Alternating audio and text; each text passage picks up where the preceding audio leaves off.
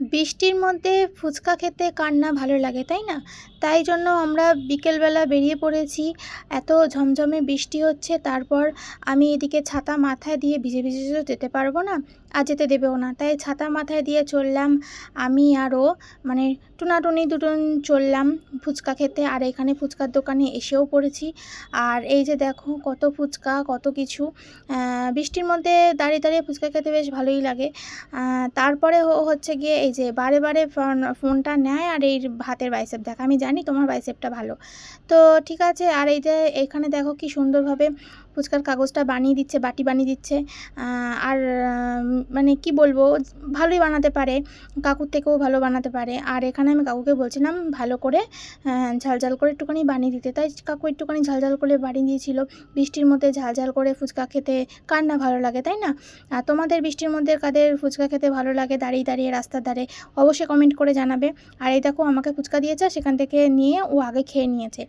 এটা আমিও নিতাম, আমিও খাচ্ছিলাম এখান থেকে, দেখো আমার মুখ থেকে টেনে নিয়ে নিজে খেয়ে নিয়েছে। এগুলো কি ঠিক বলো? একদমই ঠিক নয়। তাই জন্যই ও ওখানে বকবক করছিল। আর আমি বলছিলাম আমার কাকু আমাকে একটা ফুচকা দেয়নি, দেখো। তাই জন্য কাকু জিভ বার করে দিয়েছে। বলেছি কাকু আমাকে একটা ফুচকা দেয়নি, এবার একটা ফুচকা দিল, এবার আমি খাচ্ছি, এমনই খাচ্ছি যে মুখেই ঢুকছে না।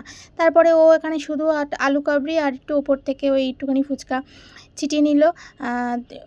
খালি ওটাই খেলো ও, ও আর কিছু খেলো না। আর হচ্ছে গিয়ে সবার লাস্টে আমি হচ্ছে গিয়ে চাটনি ফুচকা বলেছিলাম, আমার জন্য একটুখানি চাটনি ফুচকা বানিয়ে দেবে।